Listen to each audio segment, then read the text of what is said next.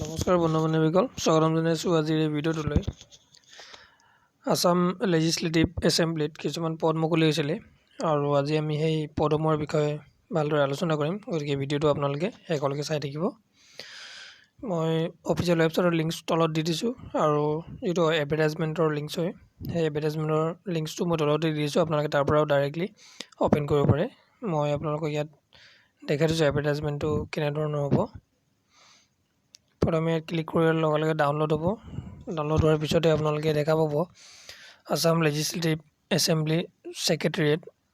Date দিয়া আছে 1 June 2020, অৰ্থাৎ 1 জুনতে আপোনাৰ এডভাৰটাইজমেণ্টটো ৰিলিজ হৈছিলে। ইয়াত দিয়া আছে applications are invited from the citizens of Indian as defined in the article 5 and 8 of the Constitution of India to fill up the vacancies in Assam Legislative Assembly Secretariat as shown against the following. Name of the post সমূহ দিয়া আছে, pay scale দিয়া আছে, number of post দিয়া আছে আৰু category wise ভাগ কৰি দিছে। আমি ইয়াত ভালদৰে জানি লওঁ কোনটো কি পোষ্ট আৰু কিমান চেলাৰী আৰু কোনটো কেটেগৰীত আছে। প্ৰথমে দেখা পাইছে আণ্ডাৰ ছেক্ৰেটেৰী, পে স্কেল 30,000ৰ পৰা 1,10,000লৈকে হ'ব আৰু ইয়াৰ যিটো গ্ৰেড পে থাকিব 14,500 per month in pay band 4 and other admissible এলাউন্সেছ। সকলোবোৰ এলাউন্স থাকিব। ইয়াত নাম্বাৰ অফ পোষ্ট এটা আছে আৰু ST হিলৰ কাৰণে হয়। ছেকেণ্ডটো লাইব্ৰেৰিয়ান আছে। ইয়াতো আপোনালোকৰ যিটো পে স্কেল হয় ছেম হয় ওপৰৰ দৰে আৰু ইয়াত এটা পোষ্ট আছে জেনেৰেলৰ কাৰণে। তৃতীয়টো হৈছে এছিষ্টেণ্ট লেংগুৱেজ অফিচাৰ, 22,000ৰ পৰা 87,000 আপোনালোকৰ চেলাৰী হ'ব। স্কেল আৰু গ্ৰেড পে থাকিব 11,500 আৰু পে বেণ্ড 3 হ'ব আৰু লগতে আদাৰ এডমিচিবল এলাউন্সেছবোৰ থাকিব আৰু ইয়াতো আপোনালোকৰ জেনেৰেলৰ কাৰণে এটা পোষ্ট আছে।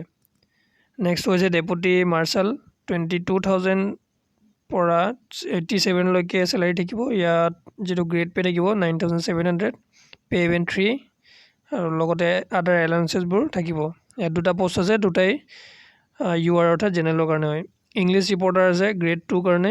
ইয়াতো আপোনালোকৰ ওপৰৰ দৰে চেলাৰী স্কেল থাকিব, গ্ৰেড পেটো 9,400 থাকিব। ইয়াতো দুটা পোষ্ট আছে জেনেৰেলৰ কাৰণে।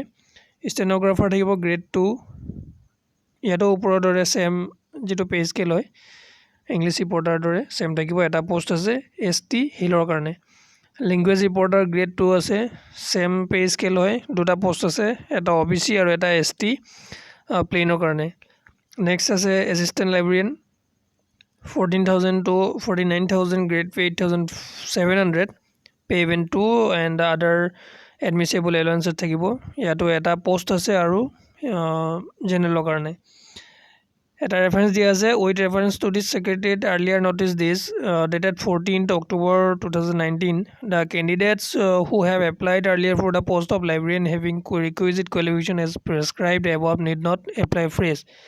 অৰ্থাৎ ইয়াৰ আগতো এটা এছিষ্টেণ্ট লাইব্ৰেৰিয়ানৰ কাৰণে পদ মুকলি হৈছিলে 14 যিটো আপোনালোকৰ এডভাৰটাইজমেণ্ট ডেট হয় 14 অক্টোবৰ 2019।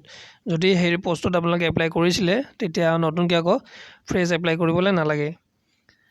এলিজিবিলিটি ক্ৰাইটেৰিয়া দিয়া আছে। আণ্ডাৰ ছেক্ৰেটেৰিয়েট আপোনালোকৰ মিনিমাম কোৱালিফিকেশ্যন গ্ৰেজুৱেট হ'ব লাগিব যিকোনো ষ্ট্ৰীমৰ পৰা আৰু bachelor degree in law' practising advocate with minimum 5 years of experience will be given preferences. Age লিমিটটো দিয়া আছে, candidate should not be less than 35 years and more than 43 years। 35ৰ তলত হ'ব নালাগিব, 43ৰ ওপৰত হ'ব নালাগিব। ইয়াতো আপোনালোকৰ ৰিলেক্সেবল দিয়া আছে, এপ্লাইং থ্ৰু প্ৰপাৰ চেনেল। যদি আপোনালোকৰ কিবা কেটেগৰীত ৰিলেক্সেশ্যন থাকে প্ৰপাৰ চেনেলৰ সৈতে আপোনালোকে ৰিলেক্সেশ্যন ল'ব পাৰে। চিলেকশ্যন প্ৰচিডিউৰ দিয়া আছে, they will be 2 tests for recruitment in the post of written examination followed by viva voce which will be conducted by the selection board nominated by the honorable speaker Assam Legislative Assembly. The syllabus for the written examination which will be of 100 marks in the total including current affairs, mathematical aptitude, general English and Assamese literature. সকলোবোৰ ইয়াত আপোনালোকক যি syllabus থাকিব সেইবোৰো দিয়া আছে। লাইব্ৰেৰীয়ানৰ কাৰণে minimum master degree কৰা হ'ব লাগিব লাইব্ৰেৰী ছায়েন্সত। ইয়াত আপোনালোকৰ 10 years এক্সপিৰিয়েঞ্চ বিচাৰিছে ৰেপুটেড ইনষ্টিটিউশ্যন বা অৰ্গেনাইজেশ্যনত। প্ৰেক্টিকেল নলেজ থাকিব লাগিব ডিজিটেল লাইব্ৰেৰীৰ ওপৰত। ইয়াৰ এজ লিমিট 40 ইয়াৰ্ছৰ তলত হ'ব নালাগিব, 52 ইয়াৰ্ছৰ এবাভ হ'ব নালাগিব। ইয়াতো ৰিলেক্সেশ্যন দিয়া আছে, আপোনালোকে চাব পাৰে। ইয়াৰ চিলেকশ্যন প্ৰক্ৰিয়া ছেম থাকিব। এছিষ্টেণ্ট লেংগুৱেজৰ কাৰণে আপোনালোকৰ MA কৰা হ'ব লাগিব ইন ইংলিছ অৰ আছামিজ, আৰু 60% থাকিব লাগিব জেনেৰেল OBC MOBC কাৰণে, 55% থাকিব লাগিব SC ST কাৰণে প্লেইনৰ কাৰণে, আৰু 50% থাকিব লাগিব ST হিলৰ কাৰণে।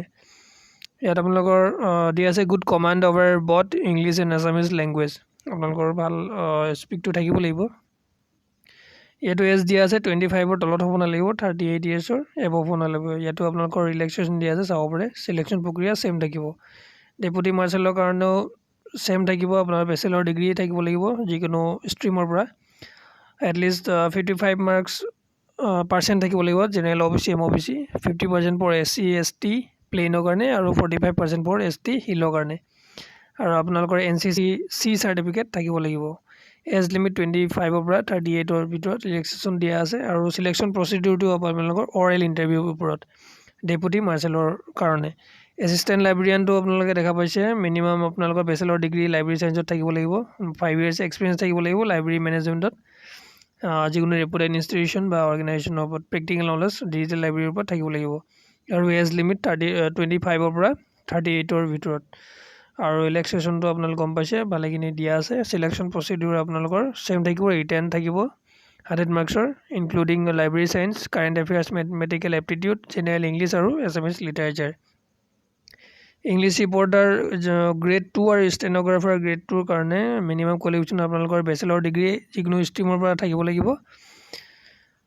আৰু লগতে আপোনাৰ ষ্টেন'গ্ৰাফী চাৰ্টিফিকেট থাকিব লাগিব ফ্ৰম ITI ইন আছাম, আৰু 20 words per minute English stenography থাকিব লাগিব। The candidates must have adequate knowledge of computer application and good command over English language. Age limit 25ৰ পৰা 38 দিয়া আছে, ৰিলেক্সেশ্যনো দিয়া আছে। ইয়াত আপোনালোকৰ চিলেকশ্যন প্ৰক্ৰিয়া স্পীড টেষ্ট হ'ব 120 word per minute, conducted by the selection committee nominated honorable speaker Assam Legislative Assembly.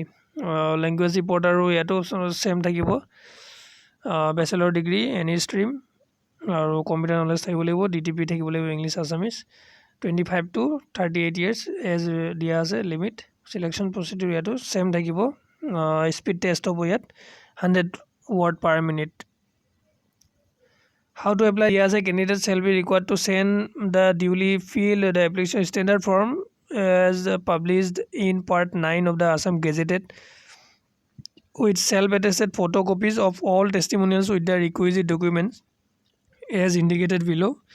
আপোনালোকে ইয়াত কেনেদৰে এপ্লাই কৰিব দিয়া আছে, অফলাইন এপ্লাই কৰিবলৈ সকলোবোৰ ডিটেইলছ আপোনালোকে দিয়া আছে। ইয়াত সকলোবোৰ পঢ়িব, কি কি ডকুমেণ্টছ লাগিব আপোনালোকক চেল্ফ এড্ৰেছ কৰি আৰু চেল্ফ এটেষ্টেড কৰি সকলোবোৰ দিয়া আছে। ভালদৰে চাই সকলোবোৰ আপোনালোকে ইচ্ছাকৃতভাৱে দিব পাৰে।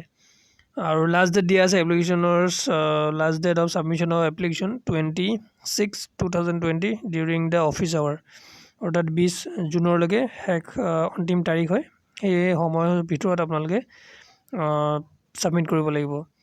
নোট দিয়া আছে, নোটসমূহ আপোনালোকে চাব পাৰে। Canvassing directly or indirectly shall disqualify a candidate, আপোনালোকে পষ্টে কৰিব এইটো। Short listed candidate will be call for the written examination and speed test or oral interview. Short list কৰা হ'ব কেণ্ডিডেট, তাৰপিছতে আপোনালোকক জনোৱা হ'ব। আৰু কোনো ধৰণৰ TA দিয়ে আপোনালোকক ৰিটেন এক্সামিনেশ্যনৰ সময়ত দিয়া নহ'ব। গতিকে ইমানটোৱে আছিলে আপোনালোকক জনাবলগীয়া এটা বাৰ্তা। সকলোবোৰ মই ভালদৰে ভাঙি পিটি আপোনালোকৰ আগত দাঙি ধৰিলোঁ। গতিকে আশা কৰোঁ নিশ্চয় বুজি পাইছে। যদি কিবা ইয়াতো অসুবিধা থাকে নিশ্চয় কমেণ্ট কৰিব পাৰে, মই আপোনালোকক ৰিপ্লাই জনাম।